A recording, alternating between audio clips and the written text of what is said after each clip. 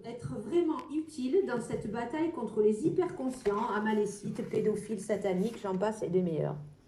En atteignant l'éveil, je le répète dans plusieurs vidéos et je l'explique même sur des publications pour ceux qui sont amis avec moi sur Facebook.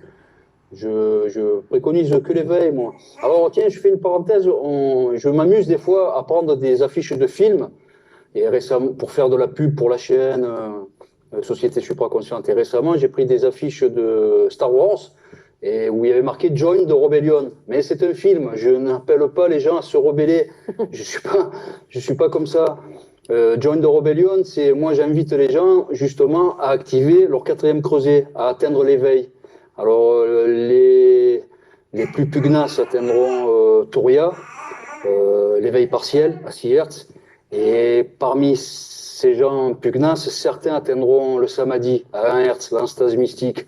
Donc c'est ça pour moi quand je dis aux gens join the rebellion comme dans Star Wars, c'est pas, j'invite pas les gens à descendre dans la rue à faire la guerre. Non, j'invite les gens à s'éveiller, c'est tout. Une question de Jigoro Lekeno. À quand une vidéo sur le chemin de Shamatha? C'est Chat, je pense, puisque c'est S-H-A. Je ne connais pas, je ne sais pas de quoi tu parles. Je ne connais pas tout. Ouais. Il suffit que je n'ai pas étudié ce sujet pour que je ne le connaisse pas. Je ne sais pas qu'est-ce que c'est. Je ne sais pas de quoi tu me parles là. Donc voilà, donc peut-être reformuler la question. Chintamani, peut-être tu parles, le quatrième le creuset chez les Tibétains, ou je ne sais pas de quoi tu parles en fait. Ah, alors, je pense qu'il y avait une petite faute d'orthographe. Qu'est-ce que la maladie psy d'un point de vue de supraconscient et est-ce que le fait d'atteindre la supraconscience peut nous guérir de nos problèmes psy? Alors, je vais te l'expliquer du mieux que je peux. La plupart des atteintes psychiques sont liées au système limbique. Pour assainir son système limbique, il y a une méthode qui s'appelle la vacuité cérébrale. Ça chasse les névroses, les psychoses, les frustrations, les jalousies, la haine, les peurs enfouies.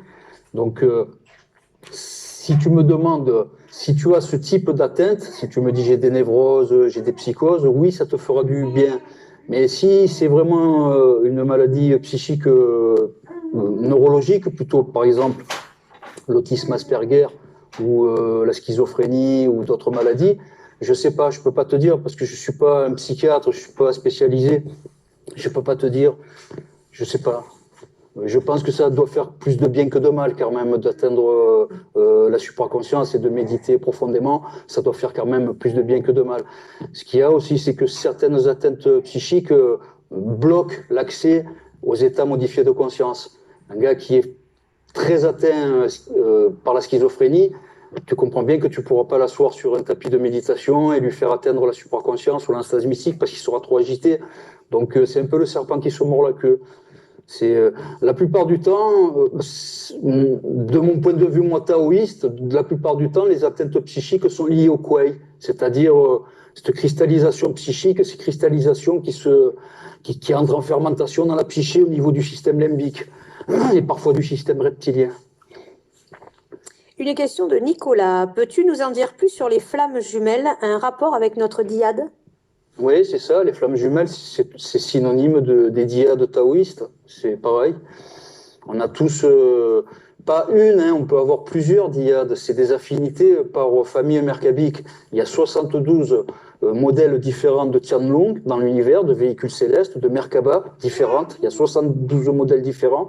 Alors ces 72 modèles, ils sont cryptés par exemple dans le Coran, les 72 djinns, dans la Kabbale juive, c'est les 72 archanges de la Kabbale, c'est dans la psychanalyse, ça va désigner 72 archétypes, 72 caractères différents. Et donc ça a été cartographié pratiquement par toutes les religions. Et c'était quoi la question, pardon? La question c'était, peux-tu